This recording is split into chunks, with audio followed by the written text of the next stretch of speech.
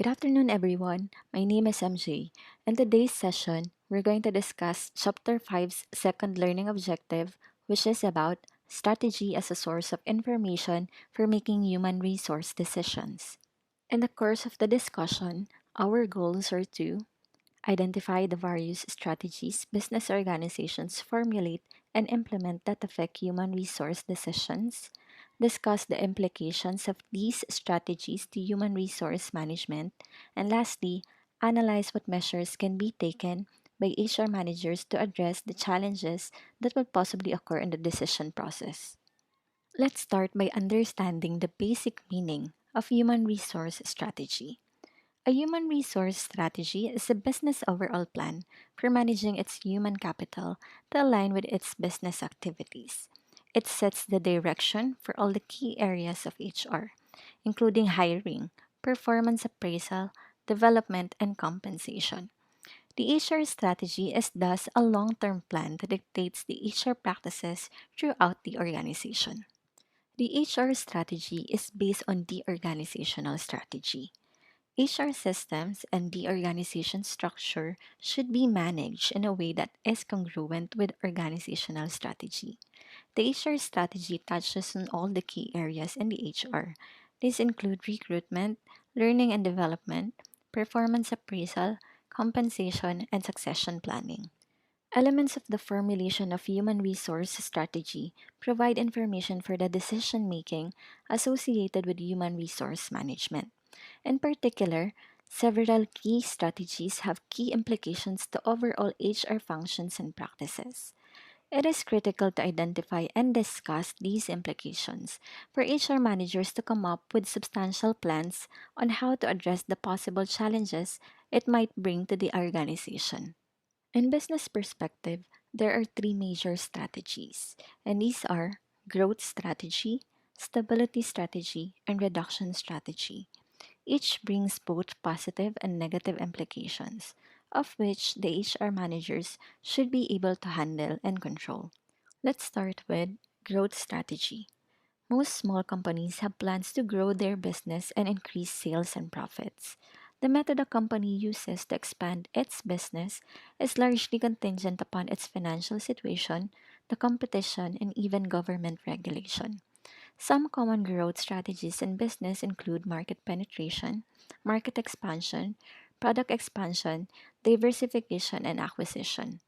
So, what are the likely consequences or implications growth strategy might bring to the organization? Overall, a growth strategy calls for more workers as the organization expands. Qualified applicants may be hard to find, and organizations may have to increase recruiting efforts. When a company expands, its human resources capacity has to keep up. So, here are the feasible measures for HR managers to address the challenges brought by growth strategy. The first thing to do is create an HR plan that integrates how you will recruit, develop, and retain employees as the company grows. Second is if you're planning to expand your company, take some time to outline the human resources capabilities you will require. Be sure to cover the following areas. Outline the roles and responsibilities of each position. Draw a chart of your organizational structure, showing who answers to whom, and determine a schedule for when you'll need to make new hires as you hit various growth milestones, and what kind of expertise you'll need. One of the major strategies firms adopt is a stability strategy. This is where the company stops the expenditure on expansion. In other words, it refers to the situation where company do not venture into new markets or introduce new products.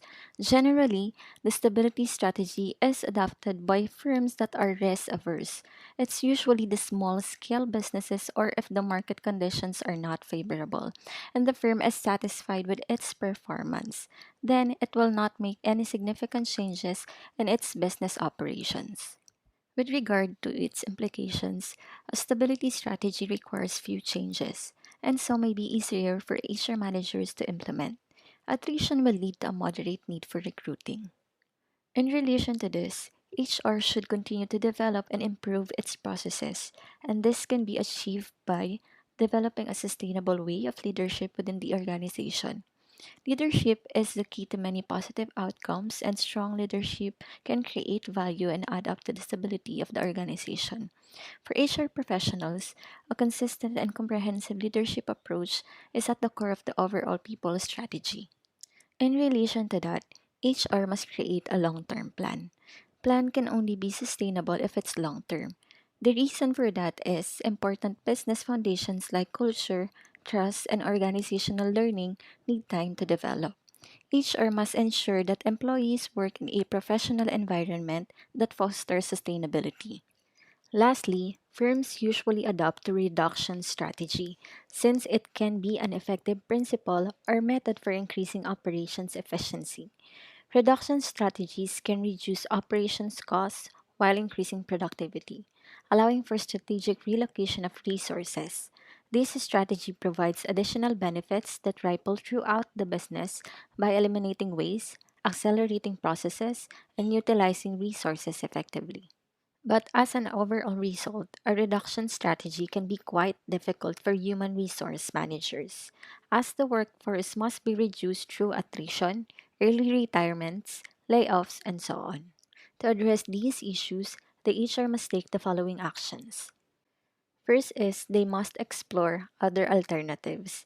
HR managers who implement their own workforce reductions also reduce their ability to maintain high levels of productivity in traditional HR roles, such as hiring and compensation, and any role in guiding corporate strategy. Thinning departments' material resources might become an alternative solution than cutting manpower resources. Next is to plan to downsize. HR is heavily involved in the strategic planning process of downsizing. First, it must analyze units and functions to determine which are critical and which employees are critical to their implementation. HR also works with managers to establish and document the criteria they'll use to decide whom to terminate, preferably according to the funnel approach that considers critical skills before job performance. Lastly is managing the process. Although initial downsizing announcements should come from the top management, and HR may need to insist that it does, it's up to HR to keep employees in the loop. HR must explain the reasons and the anticipated effects of the restructuring and keep them up to date on the progress. When the time comes to terminate, HR should insist the employee's immediate supervisors to deliver the news in person. Terminated employees should have time to tie up loose ends, say goodbye to coworkers, and participate in company sponsored career coaching or job training. In conclusion, we can see that the organization's overall strategy has an immense impact to the business workforce resources, thus affecting HR functions and practices. It is crucial for the management to distinguish the information anchored to a certain strategy, especially its implications, to determine the measures that can be taken by HR managers to address its potential issues and challenges. That's all. Thank you.